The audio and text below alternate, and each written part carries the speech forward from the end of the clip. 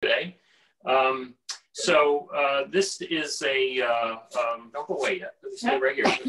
Lynn's going to leave and very soon go behind the camera. This is a family favorite of mine and something that our children have enjoyed. We're going to do chicken marsala. So I think with that, Lynn, I have to say, I actually did all the sous chefing too. I was going to introduce her as a sous chef, but she actually just arrived back from school a little while ago. So I was at home prepping the meal, but she is going to be the camera person and of course is the executive director and producer. So I'm going to put you back. All right, camera. Take it away. All right. I'll give you a little bit of an overview. And by all means, I'm happy to entertain questions at whatever point.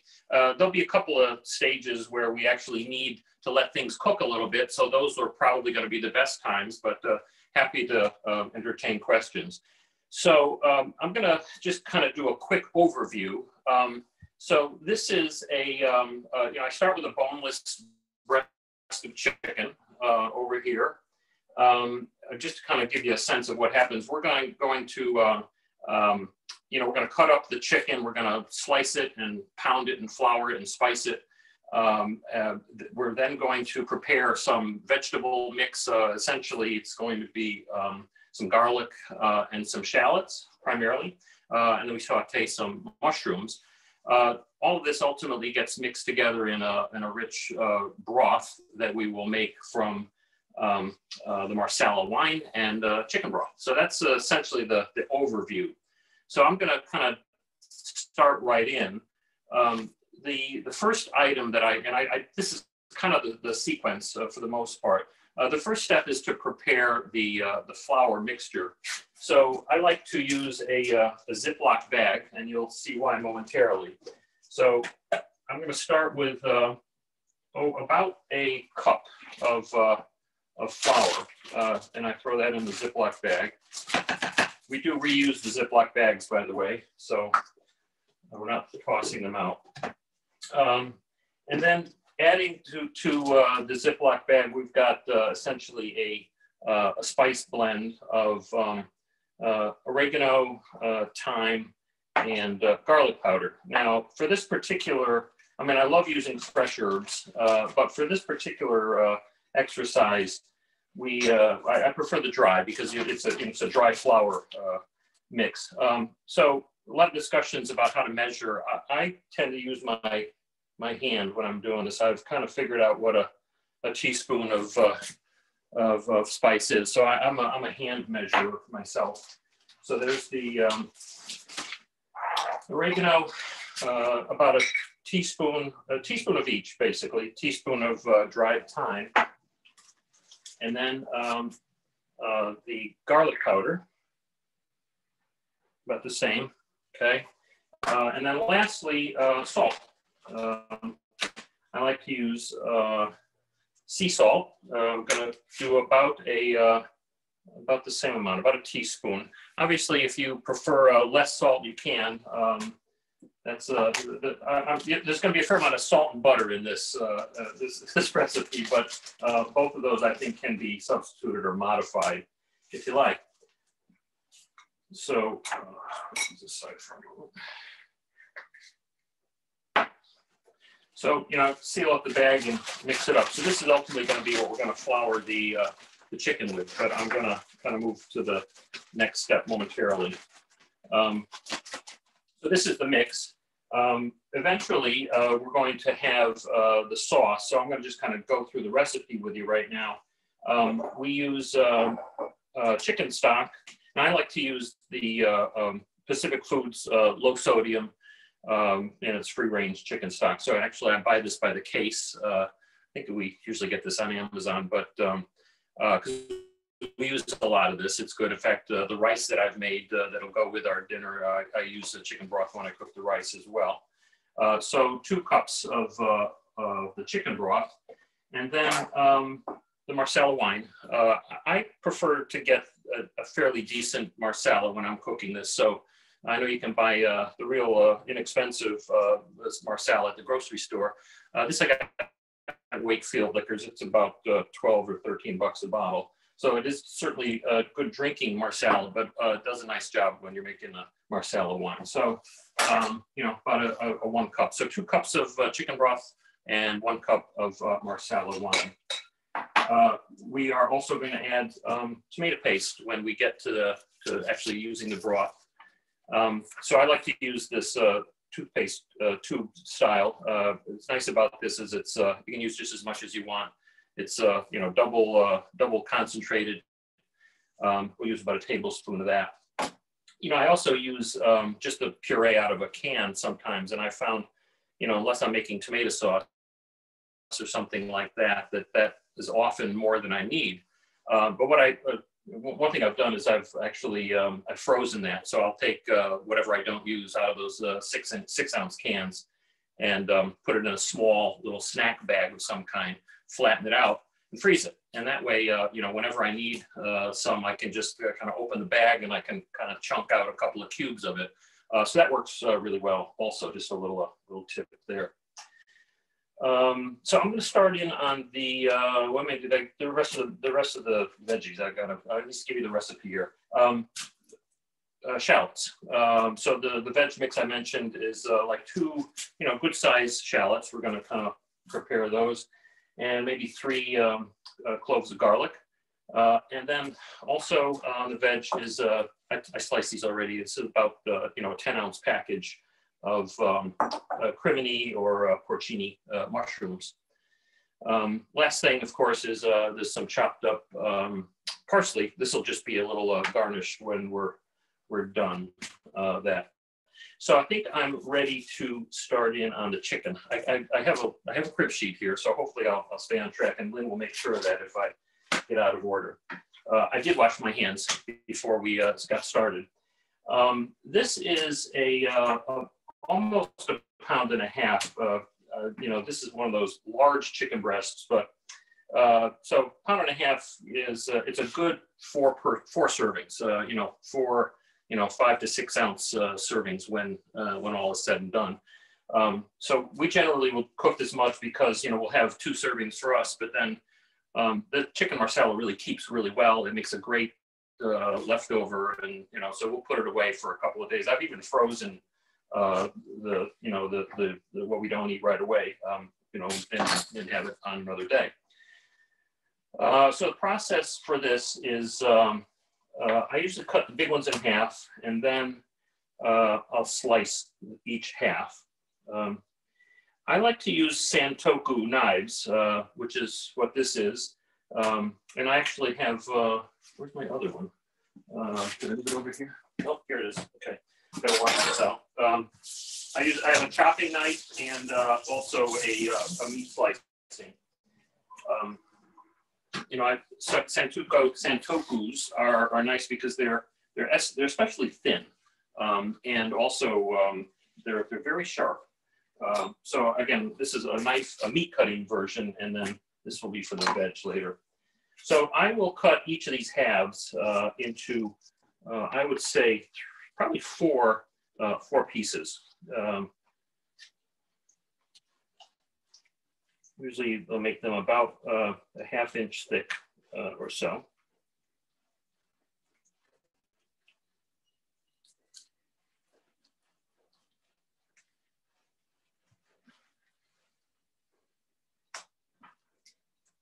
And I'll do the same with the other half.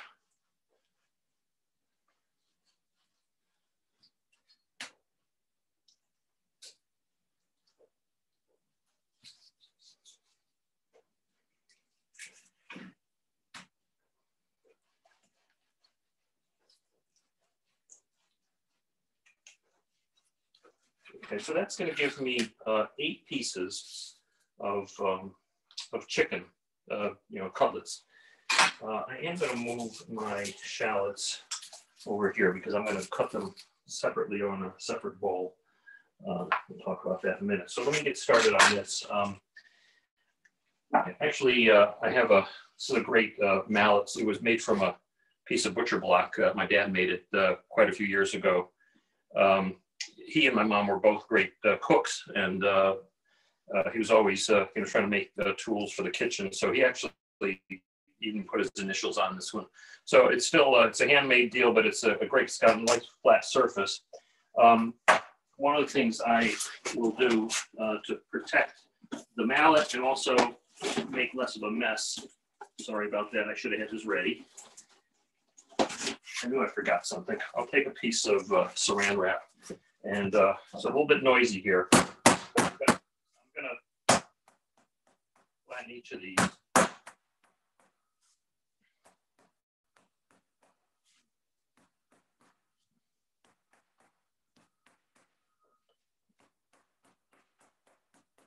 Okay, so there we are. That's the flattening part. I'm going to do a little bit of salt and pepper on these. Fresh ground pepper.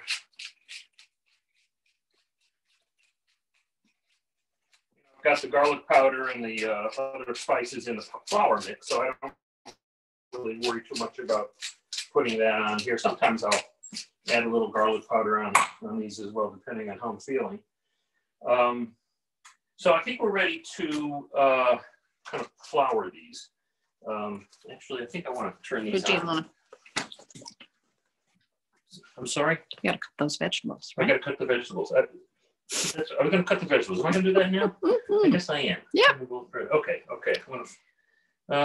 Yeah, I'm gonna cut the vegetables. Okay. All right. So let's work on these. First of all, on the mushroom, I just saved one. This may be obvious to some of you and maybe new information for others, but there's two things that you really don't want to wash. One of them is mushrooms. So I have a mushroom brush, and what I'll do is, kind of, brush off the any of the dirt or from them, rather than rinse them. I used to rinse them. I learned that at one point. The other thing is meat. I didn't talk about this, but this was just patted dry. There's two schools of thought, or there's probably more than two, but in terms of rinsing fish, meat, poultry, I think the safest thing is not to rinse them, because in fact, that whole process tends to generate more contaminated liquids. So I think the current thinking is don't rinse, let the cooking take care of any bacteria that might be on the meat. So that's what I did. I think, this I kind of dried a little bit because I took it out of the package, and I just kind of patted, paper towel, any moisture. So that's, so the meat and the mushrooms are two things I don't wash. So anyway, I mentioned two shallots. I'm going to thinly slice the shallots.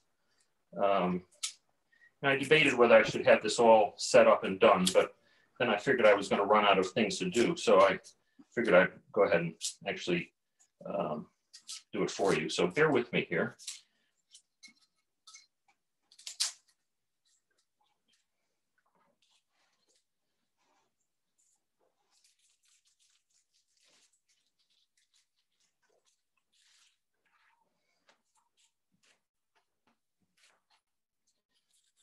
I generally will shop for kind of larger shallots. I think they add great flavor.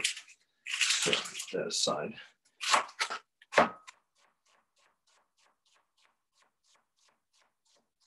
Again, I'm using the chopping version of my santoku. Nice job of sort of thin slicing vegetables in particular.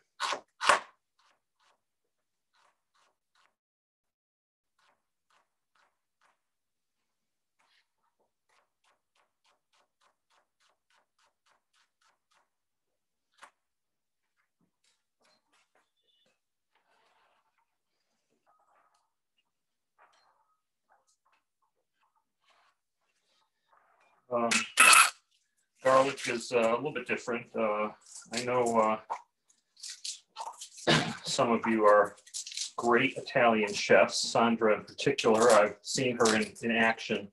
So I'm not teaching you anything you don't know here, Sandra, but I like to kind of smash my my garlic before mincing it up. So I'm going to use 3 or 4, and I also don't get too fussy with garlic peels, at least based on this particular dish. If there's a little bit on there every now and then, that's okay. So this is going to be a mince of the three good sized garlic cloves.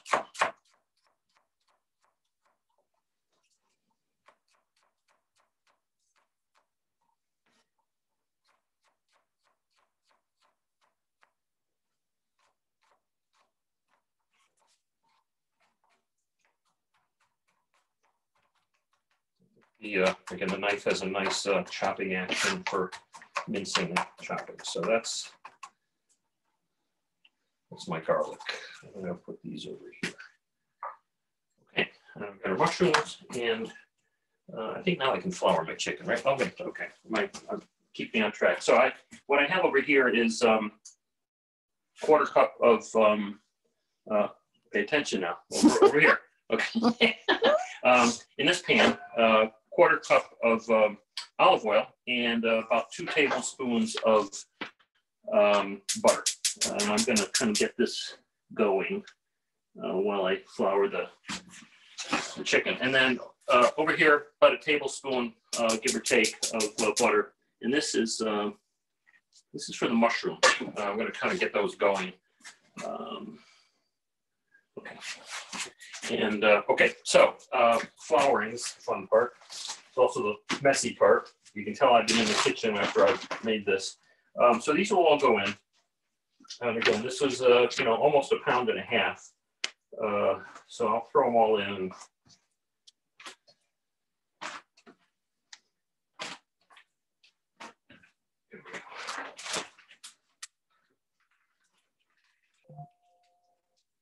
Okay, so a little bit of this, flour mixture left over, but again, we'll toss that out after we're finished.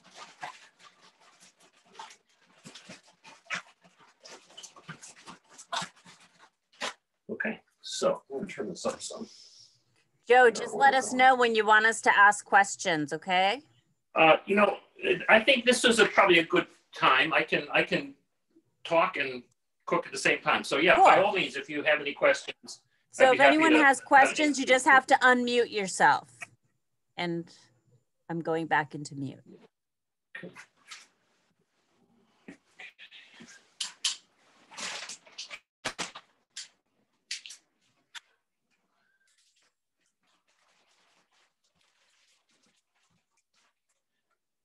I'm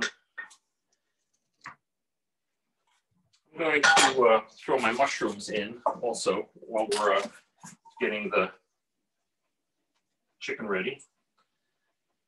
We actually did try to practice this a little bit, so I wasn't sure whether the timing was going to work, but I think we came reasonably close. So I'm going to cover that and let that kind of steam a little bit, turn on high, and Lynn will remind me to check it in a little bit. Joe?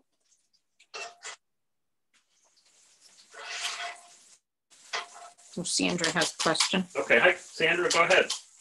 Not a question, but I'm glad to hear you say that sometimes the garlic skin gets in with the meal, because that happens to me as well. I don't get too It's totally fine, right? I mean, it's, yeah. It's just fine. The other thing is, I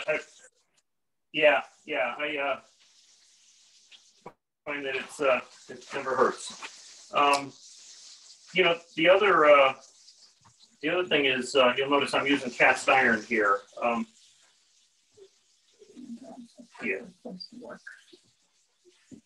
We have another lighter weight set of cookware that Lynn would prefer to use. She's not a big fan of these huge cast iron pots, because they're pretty heavy. But I enjoy them. I think there's nothing that beats cast iron, and I've had.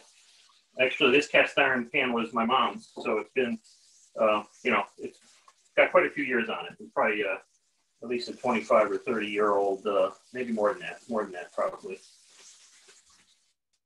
Making a mess. You know what happened is I got a little too close to the fire there.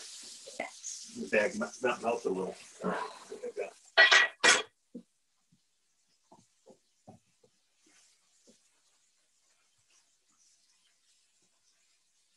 But I think, you know, you could cook this in batches, certainly, if you are got a smaller pan. And of course, you can just cook less chicken also, if you prefer. But what I like about this is I'm pretty much able to get one batch done. How am I doing? Am I all right? Great. So Joe, how did you start getting involved with cooking? Did your family have some role in that? I mentioned my mom and dad. So, you know, my mom was Italian. Dad was Slovak. It's interesting because Dad actually, he was became much more of an Italian cook, chef, than the Slovak. He had a few Slovak recipes, but he really kind of really became an Italian by osmosis. And my mom was a waitress for many, many years. So there were a lot of times when, you know, he was cooking for us when we were, you know, kids. And, you know, she'd be working on, you know, nights and weekends. But one of the interesting things is, you know, she enjoyed cooking and would see the chef making a recipe. So I remember we used to really enjoy, you know, just reinventing a recipe. And so this is how this thing came about. You know, I saw it somewhere. We had a Marsala, and I said, "Oh, let's just try it." And we kind of invented it. But you know, I remember kind of just trying to replicate recipes without having a recipe, and doing that, you know, quite often with my mom. So that's the story. And we actually there was a period actually when Lynn and I were first dating. This goes back to the 1970s, I guess. Where we actually did some catering. So, you know, mom enjoyed cooking. So we actually had our own little, you know, catering business, and we would, you know, do events and weddings and so forth for various folks. So I'm gonna, you know, I'm browning this. I don't think I can. Can we see that all right? Is that the? No. This is turning over nicely. This is going to be just sort of a lightly browned chicken. So were there favorite recipes that they made? You know, pasta was always a big one. And, you know, we did make our own pasta. Dad was very famous for making ravioli. What's interesting about his ravioli, he didn't have these little, delicate, evenly cut raviolis. Some of his raviolis were almost as big as calzones, if you know what those are. But again, it was a very simple ricotta, you know, stuffing. But they were, of course, very good. And sauce, you know, we would make tomato sauce. In fact, Lynn and I have been, past couple of years since we've been out here on the island, we have been making our own tomato sauce. Very hard to come by jars this year, but you know, we scrounged enough, and we're able to make. I think we made maybe a couple dozen jars of tomato sauce, which we use on a variety of things. One of my favorites was pea soup, actually. Which is not particularly Italian, but I was kind of a finicky eater, and pea soup is one of those things that I love. So obviously, whenever we had a ham and a ham bone, there was always going to be a nice hearty pea soup that was made after the ham was finished. Joe? All right, yes.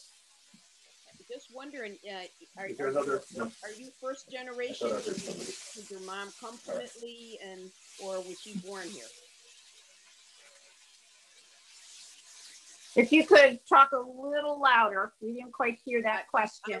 I was wondering if Joe is a first generation, or was his mother born here in the U.S.?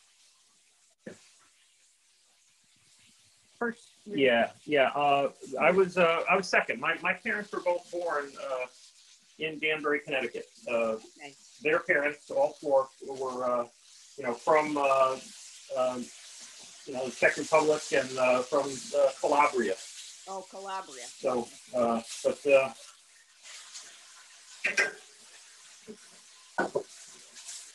So I also noticed you have a bottle of red wine over there.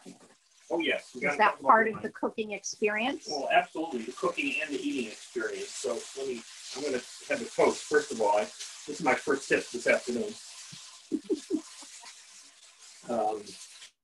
So about wine, this is a chicken dish. It's a fairly flavorful chicken dish. So turn this off a second. Generally a sort of a light red, so a Pinot Noir or a Grenache Brie. Is that the red? Yeah. Yeah. And then a full-bodied white, or a Chardonnay. Something fairly full-bodied goes well. I kind of like the red, a light red. So this is a Pinot Noir, C'est la Vie. Actually, our son and his girlfriend brought up a bunch of this. It's a French Pinot Noir. So we had a few bottles left over from Christmas, so we thought we'd have that. Okay, it was a little hard for me to hear there. Sorry about that with the frying going on. But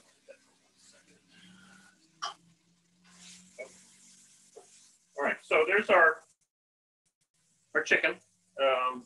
Again, most of it pretty nicely golden brown. I'm now going to prepare the veg. So I'm going to add just a touch more olive oil in the pan. Get this going again.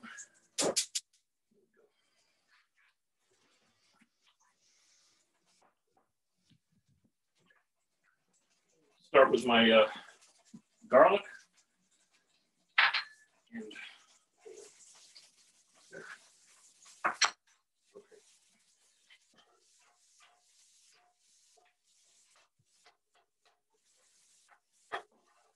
I'll let that saute for a couple minutes. So, how are we doing on our agenda? so that's the garlic. Yeah. And the So shallots. This was the 2 shallots and the 3 cloves of garlic in there. Yeah.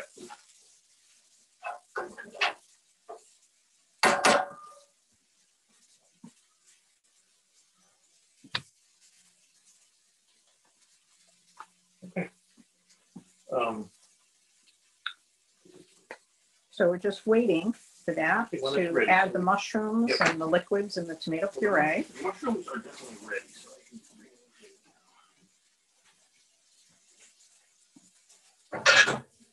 Mushrooms have cooked nicely. Again, I like to kind of saute these separately in a little bit of butter before mixing them in. I think butter brings out the flavor of mushrooms.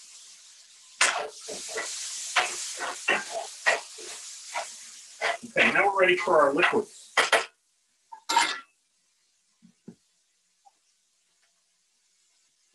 As I said, we have our 2 cups of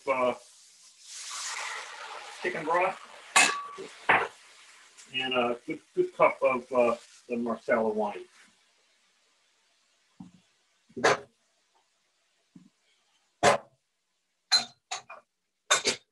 And the tomato puree.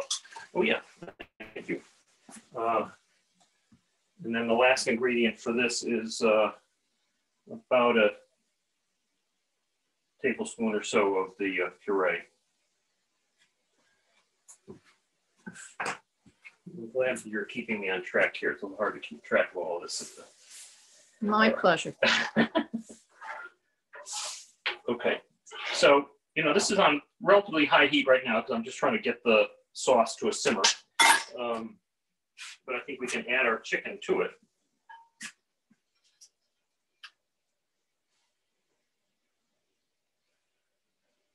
Okay. We've got a nice nice boil starting up. The chicken pretty much gets covered. Let me just show you a little bit here because you'll see. You see that? Okay. Okay. So it's a fair amount of liquid for the chicken because what's going to happen is this is going to cook down. Ideally, at least 20 minutes. Sometimes we'll leave the lid off for a few minutes and then I'll cover it. 20 to 30 minutes. And I just kind of keep an eye on it. What you really want it to do is, let the sauce thicken, because what you end up with is a pretty nice, rich, very light gravy once this cooks down a little bit. Okay. Oh. All right. So then we were going to Oh yeah. tell Okay. folks about our. So maybe while this is cooking, we actually had. I'm going to turn this down. Right. So we're going to let that cook for a few minutes. I am going to cover that. Thought maybe we could share just a little bit of the history of where we live, which is the Gully Schoolhouse. I'm actually surprised that some folks actually never heard of the Gully Schoolhouse. It's been something we thought everybody knew about. But this was our house was originally one of the 5 original schoolhouses on the island. So this was known as the Gully School. And hence, we are overlooking a gully, which then overlooks Payne Farm, off of, we're on Payne Road. So anyways, it's one of the house, it was when the school was opened, the big school in 1933, I think this sat dormant for a while. And my guess is sometime in the 1940s, it was converted to a cottage. It was not insulated.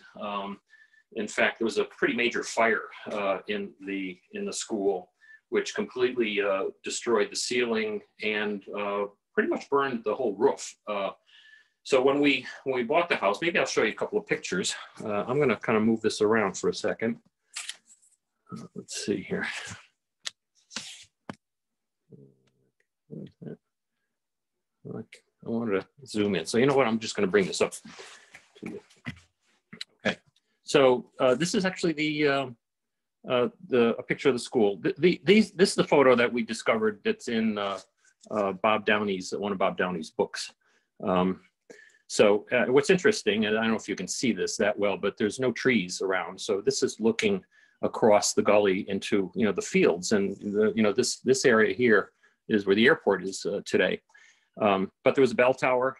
Sorry, I don't know where the bell went, but when we decided to do some work back in 2010, we kind of replaced, this whole porch had come off. Oops, the porch had come off, but we kind of put it back as a way to expand the house a bit. This is one of my favorite pictures. This is a group of rather unfriendly looking kids. Unhappy. Unhappy. It's hard to say whether they were unhappy or whether it was just the bad photography. Bad photography. But this was apparently taken in 2010. It was taken right on the front porch. One of the cool things is there were 2 separate doors, on the school, I think on most of them on the island. I believe that was, to segregate the boys and the girls. But in either case, we found one of these batten doors. You can see it like these are batten doors here. We found one up in the attic. So we actually have it, and we're in the midst of refurbishing it, and we're actually going to hang it in our upstairs. So that's the school, the house rather, as it was back in, this is a little bit later, but this is pretty much the way the house looked in 1990 when we bought it. You can see the typical A-frame structure. We've been really working on this since we bought it, but I would say the major construction effort started about 11 years ago, and we put a front porch on to replace that was taken off. This was actually just 2 years ago, 3 years ago now, where we completely removed the roof, and that is, I think, you can get a sense of what our house looks like today. We did restore or put back the cupola on the roof. It's actually, it's not a bell tower anymore, but you can see it, and we usually have the light on. And Ray and Sue Torrey, they approve. They tell us they enjoy seeing our cupola lit up every night. I'll go a little bit further. This is the kitchen I'm sorry, I've got a little reflection here. Right. Yeah, this is the kitchen as it was back in 1990, and it remained. We had this for about 15 years before we did anything with it. The kitchen of today, which is the one that we're in today, is you can see now is one that we kind of redid as part of our recent expansion over the past couple of years. So a little bit of I love that history old there. Sink. That old sink was very cool. It kind of looked like an old sink, but I liked it. It was, well, we thought it was cool for about 15 years. But, that makes sense. It was chipped in a few places. Yeah, it was a little rusty, rust stained. I didn't show you the bathroom, but the bathroom was the same vintage. So we had, a 1940s vintage, the rounded bathroom sink, and a gorgeous tub that was very deep. But that was also, we dispensed with that. But we lived with it for quite a few years, actually. I love that you're including your house's story as well as the story of the kitchen. It's very cool. Thank you. Well, thank you. Actually, we can't show you the living room because it's a mess, okay? But we can show at least this, just so I want to explain that this was a wall here, and it was just a doorway, into the living room. But this variation of it, we did just back in 2018. So I guess it's just about 2 to 3 years ago that we decided to, open it up. And, we, for as long as we've been married, we always had some kind of an island or peninsula.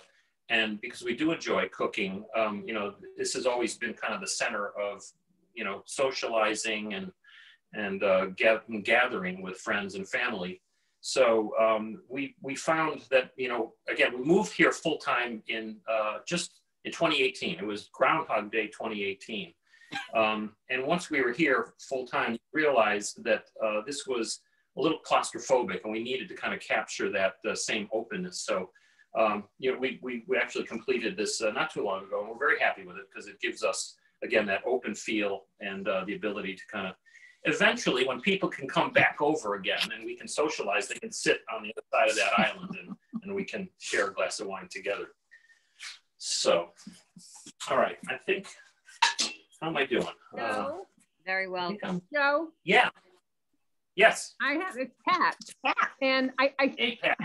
I think what's really amazing with your story is how you explained it to us. When I asked, well, who did the building? You did the building. And I said, well, who was your Sue builder? And she said, there she is over there. She's the sous chef and the Sue builder. And so you and Lynn together did that entire house, outside and in. And I think it's amazing. That's fantastic. Well, again, I don't know that I shared that. My dad was he was a carpenter and a builder. So I always like to say, I'm a carpenter's son. And so the only job I ever had growing up was, right up into college was, working in construction. So I was fortunate that I really learned the trades, from my dad and my uncle. They were brothers. My dad and his brother Andy were, they worked together for many years. And again, from the time I was, 9 years old up till college, I was always, around working. So I learned the trade from both of them. And it's served me well, but I enjoy doing it. So we always find another project and Right. It was a labor of love. Yeah. Yeah. I guess I can tell this brief story. I think Pat might have heard this story already, but, over the past 3 years, one project was redoing the bathroom. And we started doing that when we moved in here, Groundhog Day 2018. But we were without a bath. I had to pull the toilet out for about 2 months. And we're living here. So there was a period where we had, Robbie Brown put an outhouse out in the yard there. And that was pretty much what we we used, but it was, you know, in the wrong time of year. Right. Timing was impeccable. February and March. Yeah. Yeah. Wow. You know, and then the year later, the following year, we decided, okay, we're going to do the kitchen, and we were living here. So there was about a 2.5 month period where we had no kitchen. So that was, you know, basically a electric skillet and a microwave in the living room. And again, we were doing it around this time of year. So not the ideal. Couldn't use the barbecue, but. And we're still married. Yeah. It says a lot for endurance. So are we thinking? Yeah, for sure. It's an endurance of a lot of things, including our marriage. So I think we're close. Any other questions about what I've shared in terms of the recipe? What do you think? Obviously, you haven't seen it or tasted it yet, but Looks luscious. I want to know, Joe, if you deliver. Yeah. Yeah. So what I will say, I'm going to let that cook just for another couple minutes. This is something where we'll do I like a green vegetable and rice or pasta. So we decided we were going to do string beans tonight. So I'm going to plate this. I think this is close to ready. And then I cooked some rice. We cooked some basmati rice, like I mentioned. I just prepared that with some chicken broth. So I don't know how, I'll explain how I do the rice. I always like to saute the dry rice in a little bit of olive oil. So I'll take, you know, like this with a cup of rice. So before I do that, I'll throw a couple of tablespoons of olive oil in a pan, and then throw the dry rice in and kind of saute the dry kernels for a few minutes until you get that nuttiness coming out. You know, and then add the liquid. In this case, I added 2 cups of chicken broth. So I find that gives the rice a nice texture. And I also think it kind of brings out that little nutty flavor of rice. This is like a basmati rice. So that's it. So I think I'm going to plate this. I think we're close here. So I want to show you the finished product here. I'll put some rice. We'll start with the rice. Yeah, the rice first.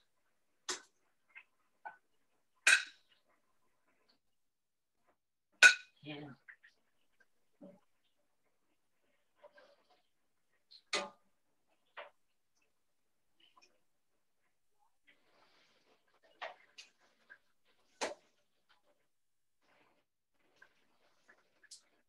And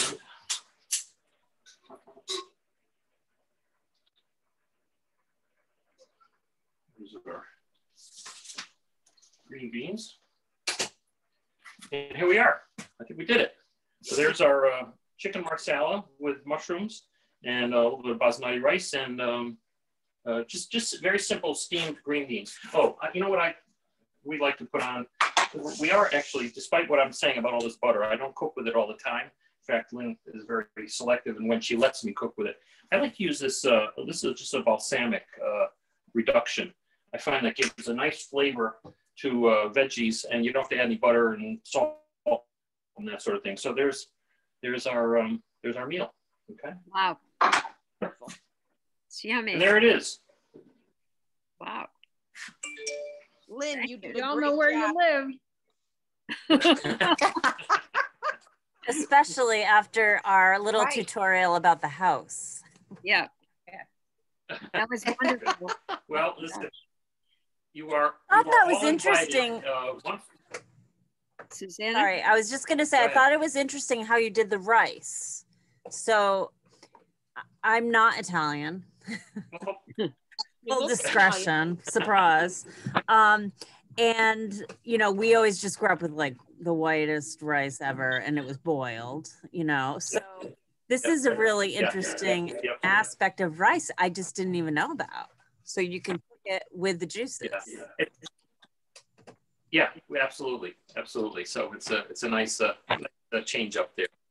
So, well, as I was saying, once we are all vaccinated and you know we're or we get rid of COVID, we'll have to have everyone over. Maybe not all at the same time. We can't fit everybody, but we'd love to have you over, and maybe you could sample our chicken marsala in person. So Thank you. thank you all for your attention. I hope you've enjoyed it. We have. Oh, Hey, Joe. and Lynn, it was great. Okay. Yeah.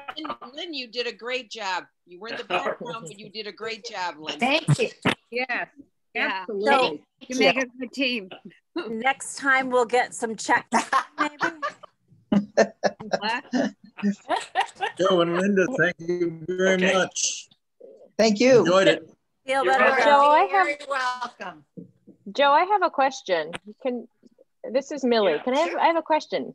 Do you mind just reviewing with me real quick what went into your sauce? Unfortunately, I was listening, but I was traveling while this was going on for a bit. So Oh, sure. Yeah. No, the sauce is very simple. So 2 cups, and again, proportion for the chicken. You know, the chicken was about for the a pound size, and a half, sure. a pound, 6 ounces. 2 cups of the chicken broth, low sodium chicken broth, 1 cup of Marsala, and about a tablespoon of the extra thick tomato puree. That's pretty much the broth.